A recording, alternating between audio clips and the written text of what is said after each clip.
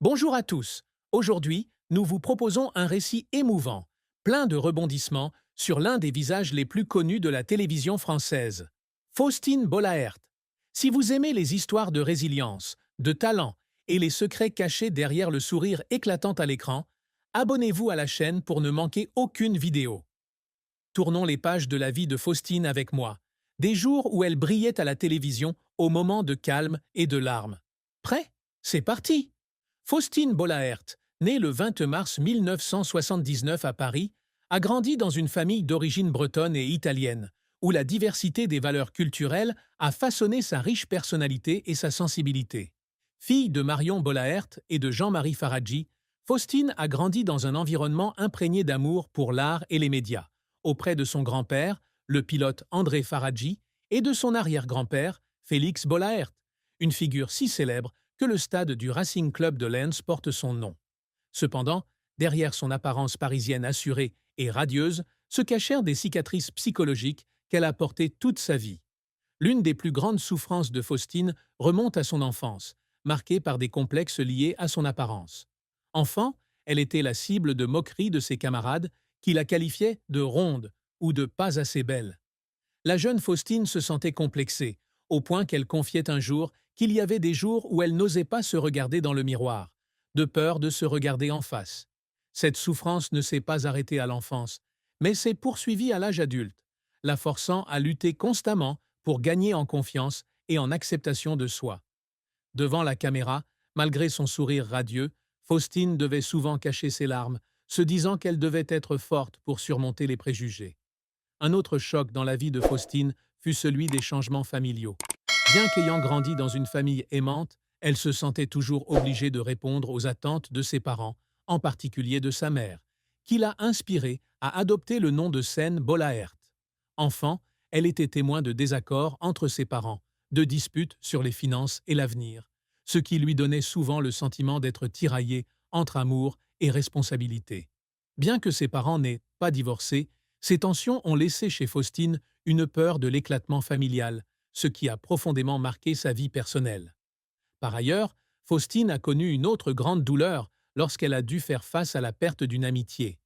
Dans une interview accordée à l'émission La boîte à secrets, elle a évoqué le décès d'une amie proche du lycée, victime d'une grave maladie. La perte de cette amie, qui avait été son soutien spirituel dans les moments les plus difficiles, a été un choc profond. Faustine se souvient des longues nuits passées assise au chevet de son amie, lui tenant la main et essayant de retenir ses larmes pour la réconforter. La perte de cette amie a non seulement été une source de douleur, mais a aussi approfondi son empathie pour son entourage, une qualité qui est devenue un élément clé de sa carrière ultérieure. Les premières années de sa carrière ont également été marquées par de nombreux défis pour Faustine. À ses débuts dans les médias, on la comparait souvent à ses collègues plus remarquables par leur apparence ou issus de familles plus aisées. Il lui est arrivé d'être refusée pour des rôles de présentatrice simplement parce qu'elle n'était pas assez séduisante selon les critères des producteurs. Ces remarques acerbes, pourtant constructives, la faisaient pleurer à plusieurs reprises dans la loge, après chaque casting raté.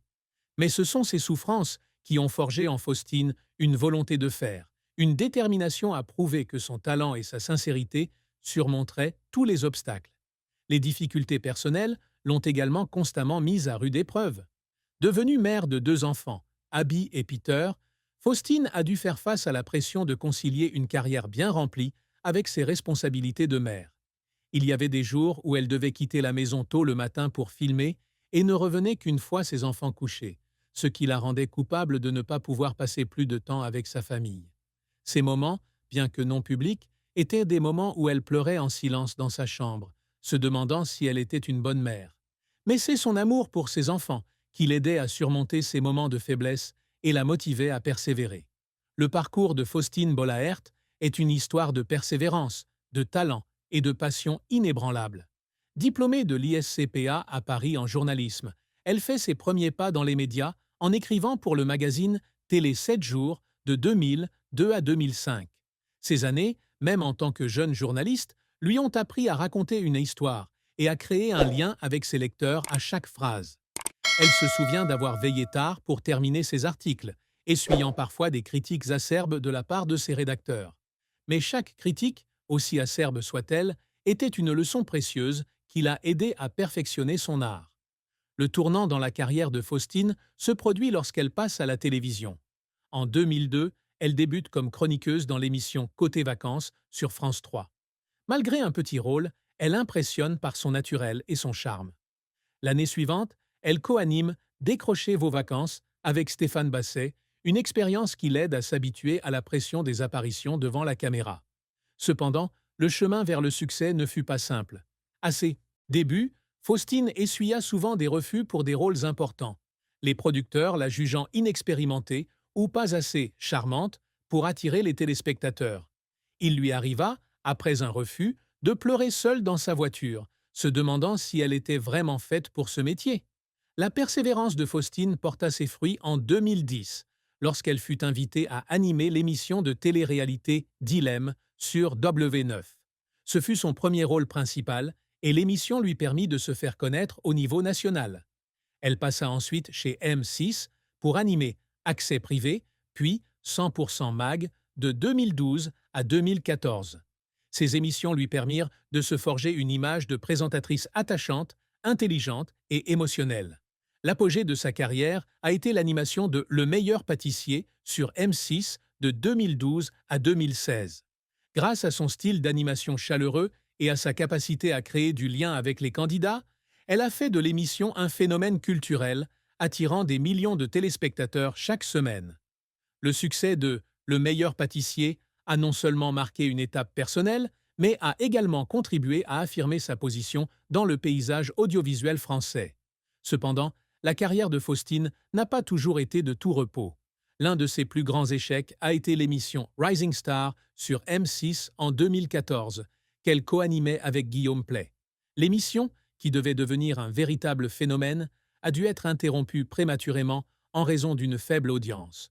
Un incident mémorable a eu lieu lorsque l'écran numérique, le clou de l'émission, s'est brisé pendant la diffusion en direct, la forçant à improviser rapidement pour maintenir l'émission. Après cet échec, Faustine a avoué avoir beaucoup pleuré, ayant le sentiment d'avoir trahi non seulement le public, mais aussi elle-même. Mais au lieu de se laisser abattre par cet échec, elle y a vu une leçon, l'aidant à apprendre à gérer la pression et à s'améliorer. En 2017, Faustine est revenue sur France 2 avec l'émission Ça commence aujourd'hui, une émission d'interview pleine d'émotions où elle écoutait les témoignages de ses invités. Grâce à son style d'animation empathique, elle a fait de cette émission l'une des plus appréciées de la télévision française. Chaque épisode explore des histoires d'amour, de perte et de résilience, et Faustine doit souvent retenir ses larmes devant des récits déchirants. Il lui arrive, une fois les caméras éteintes, de se réfugier discrètement dans sa chambre pour pleurer, non pas par tristesse, mais parce qu'elle est touchée par la force des personnes qu'elle rencontre. Ce sont ces moments qui lui ont fait aimer son métier plus que jamais, même s'il l'oblige à gérer des émotions intenses au quotidien. Outre la télévision, Faustine a également fait sa marque à la radio. Depuis 2004, elle collabore avec Europe 1, où elle débute comme chroniqueuse dans Le Grand Direct des médias de Jean-Marc Morandini. Elle anime ensuite Et si c'était ça le bonheur de 2008 à 2011, où elle partage des histoires de bonheur et des leçons de vie. En 2015, elle rejoint France Bleu pour animer Je suis d'où je viens, une émission d'interview du week-end. Ces expériences lui ont permis non seulement de perfectionner ses compétences en communication, mais aussi de tisser des liens plus profonds avec son public. En 2019, Faustine a lancé l'émission La boîte à secrets sur France 3, où elle invite des personnalités à partager leurs secrets personnels et professionnels. L'émission, animée avec subtilité et émotion, est devenue un moment fort de sa carrière, lui valant le titre de personnalité TV préférée en 2023 et 2024 selon TV Magazine. Cependant, derrière ces succès se cachent de longues nuits de travail ininterrompues, des moments où elle doit faire face aux doutes et à la pression de toujours paraître parfaite en public. Faustine a confié qu'il y a des jours où elle se sent épuisée, mais que c'est son amour pour son travail et le soutien de son public qui la motive. Faustine Bollaert a épousé Maxime Chatham, célèbre auteur de romans policiers français, le 1er septembre 2012. Leur mariage est considéré comme l'une des plus belles histoires d'amour du divertissement français. avec l'union d'un journaliste de télévision et d'un romancier talentueux. En interview, Faustine décrivait souvent Maxime comme un compagnon idéal qui partageait non seulement ses joies, mais la soutenait aussi dans les moments difficiles. Elle a un jour raconté leur première rencontre lors d'un événement littéraire où elle avait été fascinée par l'intelligence et la passion de Maxime. Il avait une façon de raconter des histoires qui me donnait l'impression de vivre dans un roman, a-t-elle confié avec un sourire éclatant. Cependant, en 2025, une rumeur choquante a circulé. Faustine et Maxime se seraient séparés après 13 ans de mariage. La nouvelle, rapportée par la presse en juillet 2025, a pris le public de court, le couple ayant toujours été considéré comme un modèle de bonheur familial. Faustine, sans le confirmer ni le démentir officiellement, a confié dans une interview à TV Magazine que sa vie personnelle avait traversé des tempêtes, qu'elle préférait ne pas raconter en détail. Elle a admis avoir été profondément blessée par certains moments, mais avoir choisi de garder le silence pour protéger ses enfants et préserver les valeurs familiales qui lui étaient chères. Ces mots, bien que ne faisant pas directement référence au divorce, ont laissé entendre que sa relation avec Maxime battait de l'aile. La douleur de Faustine fut encore plus grande lorsqu'on diagnostiqua à Maxime une maladie neurologique rare en Maine-Norsen 2023. Bien que l'information ne soit pas rendue publique, Faustine a laissé entendre dans un épisode de La boîte à secrets qu'il y avait eu une période où elle avait dû faire face à la peur de perdre la personne que j'aimais le plus. Elle a raconté les journées passées à accompagner Maxime chez le médecin, à attendre avec anxiété les résultats des examens et à passer de longues nuits assis avec lui à parler de l'avenir.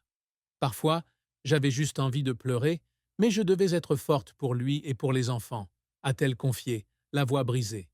La maladie, bien que n'étant pas mortelle dans l'immédiat, a nécessité un traitement intensif pour Maxime et a affecté sa capacité à écrire pendant un certain temps. Pour Faustine, voir son talentueux mari lutter contre la maladie était une douleur indicible. Les larmes de Faustine ne provenaient pas seulement de ses inquiétudes concernant la santé de Maxime, mais aussi de la pression de maintenir une image familiale parfaite en public. Elle a un jour confié qu'il y avait des jours où elle avait l'impression de vivre une pièce de théâtre, souriant à la télévision alors que son cœur était brisé par des épreuves personnelles. Mais elle s'efforçait toujours de rester positive, convaincue que l'amour et le soutien mutuel les aideraient à surmonter toutes les épreuves. Maxime est celui qui m'a appris que l'amour ne se résume pas au bon moment, mais qu'il faut être là l'un pour l'autre dans les pires moments, a-t-elle déclaré, la voix tremblante. La relation entre Faustine Bollaert et Maxime Chatham, autrefois considérée comme une histoire d'amour romantique, n'a pas toujours été radieuse. Durant les premières années de leur mariage, ils étaient un modèle d'harmonie, Faustine qualifiant souvent Maxime de « feu qui réchauffe mon cœur ». Ensemble, ils ont élevé 2 enfants, Abby et Peter, et ont essayé de garder leur vie privée à l'abri des projecteurs. Faustine a déclaré que Maxime l'avait aidé à trouver un équilibre entre son travail chargé et sa vie de famille, l'emmenant souvent se promener dans la campagne de Clermont-Ferrand pour se détendre après de longues journées de tournage. Cependant, derrière ce tableau heureux se cachent des zones d'ombre que Faustine dévoile rarement. Dans une rare interview, elle a révélé avoir parfois été confrontée à de profonds désaccords, notamment sur l'éducation de leurs enfants. Maxime, écrivain évoluant dans l'univers de la fiction, avait parfois une approche différente de Faustine, qui souhaitait depuis toujours que ses enfants soient élevés dans la simplicité et la complicité. Il y avait des moments où elle se sentait seule chez elle, où Maxime était plongé dans l'écriture et où elle devait affronter seule la pression du travail et de la maternité. Les rumeurs d'une rupture dans leur mariage, en 2025, ont mis en lumière ces zones d'ombre. Bien que Faustine n'ait pas directement confirmé le divorce, elle a admis que toutes les histoires d'amour ne se terminent pas comme dans un conte de fées. Elle a évoqué les longues nuits passées assis l'un en face de l'autre, essayant de sauver leur relation, mais se sentant parfois tous deux impuissants. Maxime, dans une rare publication sur les réseaux sociaux, a laissé entendre que la pression de leur célébrité avait créé un fossé insurmontable. « On s'aime, mais parfois l'amour ne suffit pas à unir 2 personnes », a-t-il écrit, laissant de nombreux fans dévastés. Faustine a également confié que l'une des choses les plus déchirantes pour elle a été de devoir garder secrètes ses difficultés conjugales pour protéger ses enfants. Elle ne voulait pas qu'Abby et Peter soient affectés par les rumeurs ou les regards indiscrets du public. J'ai beaucoup pleuré, non pas parce que j'ai perdu quelque chose, mais parce que je voulais que mes enfants grandissent dans une famille unie, a-t-elle déclaré dans un épisode de Ça commence aujourd'hui. Malgré cela, elle a souligné que son amour pour Maxime reste inchangé et qu'ils cherchent un moyen de maintenir une relation respectueuse pour le bien de leurs enfants. Faustine Bollaert, forte d'une carrière de plus de 2 décennies, a amassé une fortune considérable, estimée entre 3 et 4 millions d'euros en 2025. L'essentiel de sa fortune provient de contrats télévisuels et radiophoniques, ainsi que des revenus de ses projets de livres et de la chaîne YouTube Safe Zone, lancée en 2023. Des émissions comme Le meilleur pâtissier, Ça commence aujourd'hui et La boîte à secrets lui ont assuré un revenu régulier, son salaire annuel chez France Télévisions atteignant, selon les rumeurs, 500 000 euros. Elle tire également ses revenus de contrats publicitaires et de sponsoring avec des marques de produits alimentaires et de bien-être. Faustine est également l'auteur de 2 livres. À table, Mangez sain, dépensez moins. 2019, coécrit avec Yves Camdebord, et Ça commence aujourd'hui. 2022, adapté de la série télévisée du même nom. Ces 2 livres ont connu des ventes impressionnantes, contribuant largement à sa fortune. Sa chaîne YouTube Safe Zone, qui compte plus de 100 000 abonnés et dont le premier épisode a atteint 1,2 million de vues, génère également des revenus importants grâce à la publicité et aux contrats de marque. Elle est également connue pour être une investisseuse avisée, ayant investi dans plusieurs startups des secteurs des médias et des technologies, bien qu'elle divulgue rarement les détails de ses investissements. Sur le plan matériel, Faustine possède une maison en banlieue parisienne, où elle vit avec sa famille. Cette maison, décrite comme un espace chaleureux avec un grand jardin, lui, permet de trouver la paix après des journées de travail stressantes. Elle possède également un appartement de vacances à Clermont-Ferrand, où elle emmène souvent ses enfants profiter de la campagne le week-end. Faustine n'est pas du genre à faire étalage de sa richesse, mais elle est connue pour son hobby. Collectionner l'art contemporain, notamment les tableaux de jeunes artistes français. Malgré sa richesse, elle souligne toujours que sa plus grande richesse est sa famille et les moments heureux passés avec ses enfants. Passés avec ses enfants. Passés avec ses enfants.